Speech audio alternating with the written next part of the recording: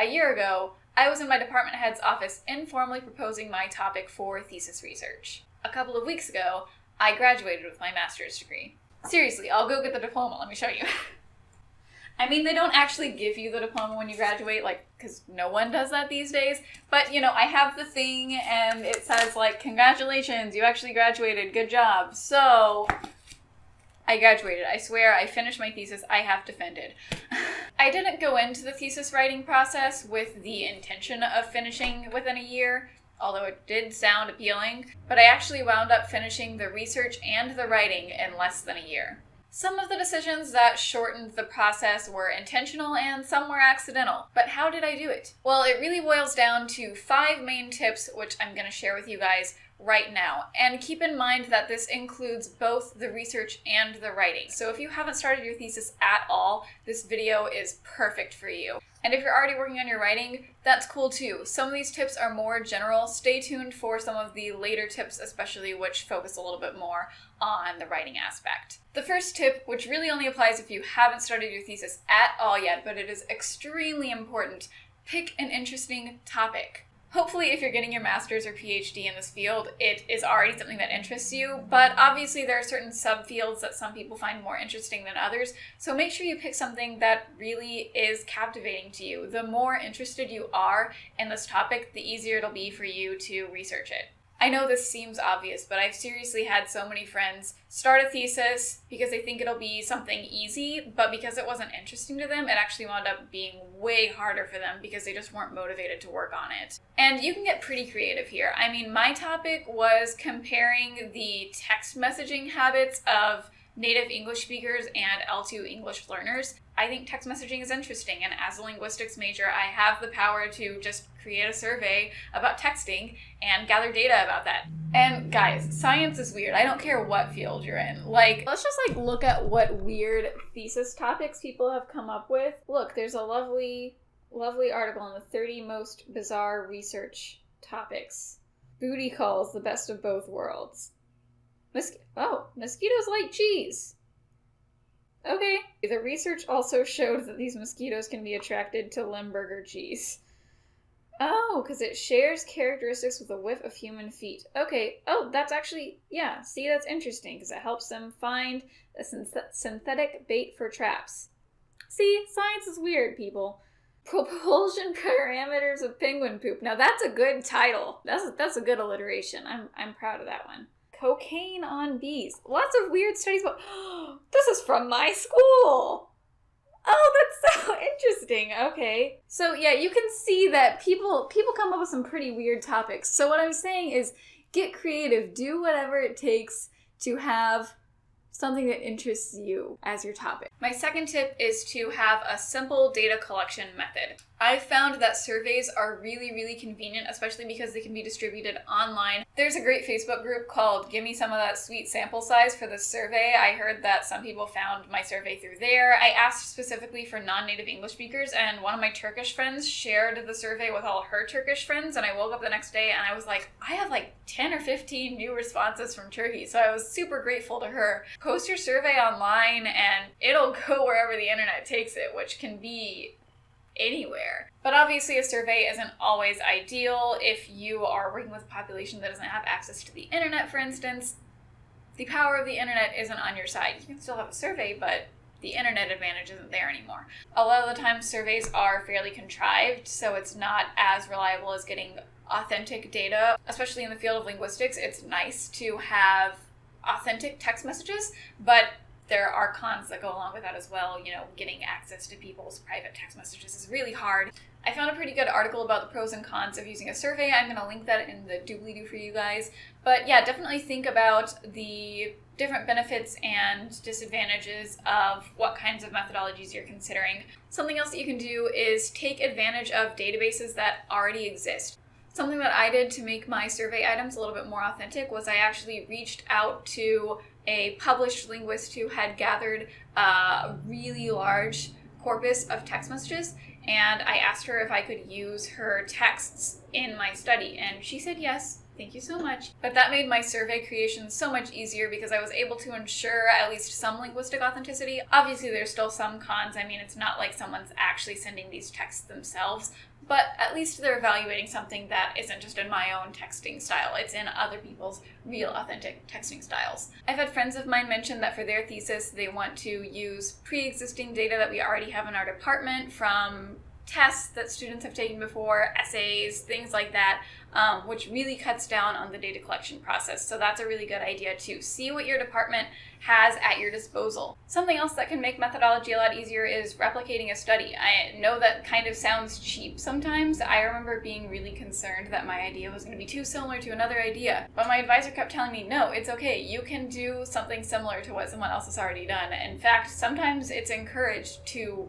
replicate a study almost one for one because that helps ensure that it wasn't just a fluke. And something else to keep in mind, this might be kind of like an anti-tip because it makes it a little bit more complex, but triangulation of data is very important. Having different angles that you come at the data from. Like what I did was I had a survey, which I already talked about a little bit, and to triangulate that, I had interviews to provide qualitative data as well. And again, this was easy with the power of the internet. I just had Skype calls and Facebook calls, and I talked to the interviewees for about 20 minutes, and they gave me their thoughts on text messages. And that helped kind of explain the quantitative aspects of my data. So if you've been considering different methodologies, maybe pick two that sound good for you. My third tip is to plan ahead. And again, maybe this is a little bit obvious, but I have sub-points to planning ahead. One thing that I found useful was being overly ambitious with my planning. So for instance, I just pulled out my fall 2018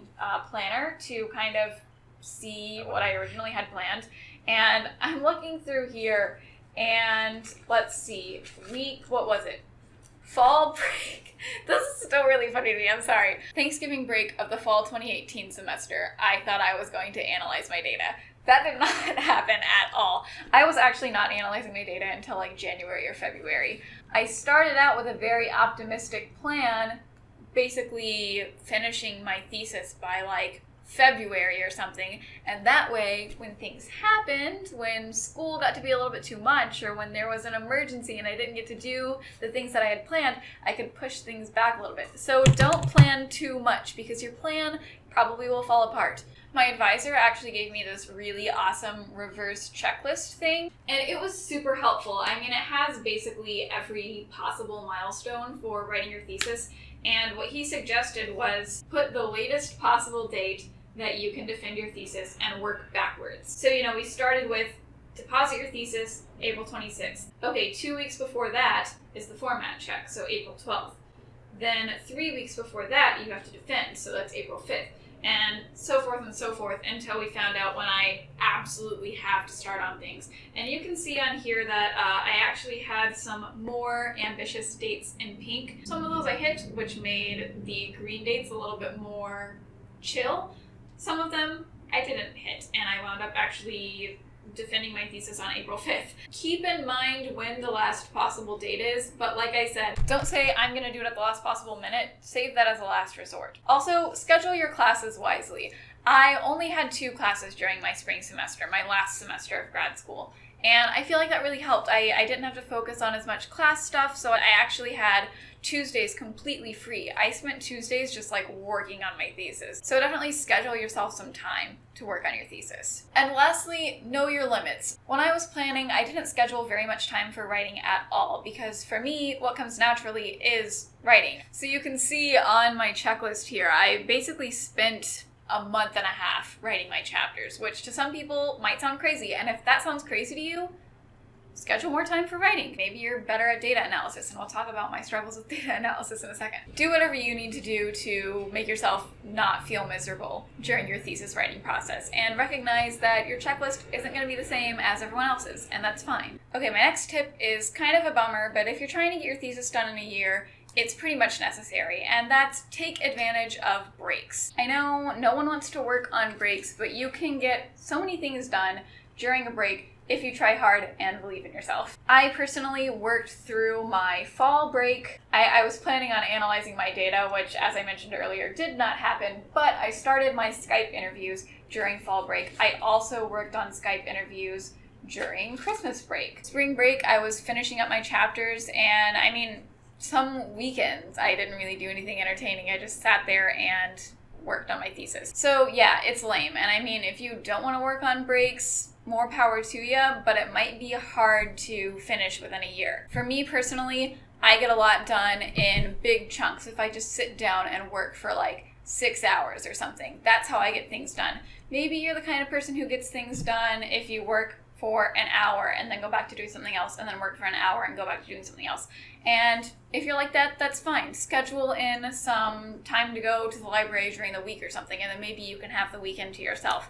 But for me, what I found really helpful was saying, okay, you know what, this weekend, I'm not doing anything entertaining, unfortunately. I'm just gonna stay home and work on my thesis. And I would finish like 10 pages in a day or two, or I would get a ton of data analyzed, or I would finish so many of my interviews. So spending your free time to work on school stuff can be extremely useful. And my last tip is to make sure you check in with your advisors frequently. This is probably like the biggest advantage I had, and I didn't even do it on purpose. I just felt like, I don't know what I'm doing, I'm gonna talk to my advisors all the time. But it actually wound up being super helpful, because when I actually defended my thesis, my committee said, we only have 1 or 2 revisions that we need you to do, because we've been in touch throughout this entire process. So you know what we like and what we didn't like so much, and you've already changed the things that we didn't like so much. So keeping in touch with your thesis committee and your advisors is so extremely helpful, and it keeps you from having to do revisions. So when you defend, you're basically done. You don't want to get super far down a path only to find out that you were doing something wrong. So definitely keeping in touch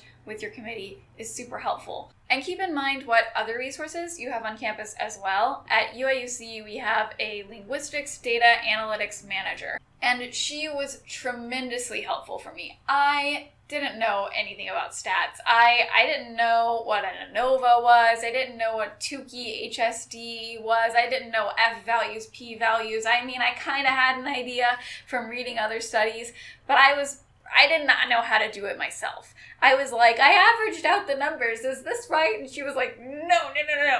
So she was really helpful as I kind of learned how to use RStudio. And I don't even know if my data would be correct if it weren't for her. So definitely reach out to the resources that you have. Don't try to be too independent about it. I know a thesis is an independent thing, and it's something that you're doing by yourself, and it's really exciting. Maybe not always. Some people do theses in a team. But you don't have to do it on your own. And often, if you do it on your own, it ends up biting you in the butt because you were doing something wrong and someone could have helped you. So ask for help when you need it. It's seriously the biggest recommendation I have. And lastly, an unofficial tip that applies no matter how much time you spend working on your thesis. Celebrate! You accomplished something really awesome. So go out with your friends, or stay in and watch a movie, buy yourself something cool, whatever floats your boat. Just reward yourself for all your hard work and be proud of yourself. I hope you find some of these tips helpful. I know they're not going to apply to everyone in the same way. And I don't want to imply that like finishing your thesis really fast is the only thing that matters, because that's not true. Taking your time is great and admirable. I know some people who are doing some fairly lengthy studies, and they're going to be really awesome. But if for whatever reason finishing fast is a goal for you, hopefully some of these ideas will be useful for you. And please share some of your own tips for thesis writing in the comments below. What are some things that have been helpful for you? What are some things that I might have left out? I love hearing about other people's research, so let's start a conversation in the comments about what you guys are studying. If you'd like, please give this video a thumbs up and maybe share it with someone who you think might find it helpful. If you like these kind of videos, here's something that I made before, and if you want, you can subscribe to me here. Thanks for watching, and I'll see you guys soon. Bye!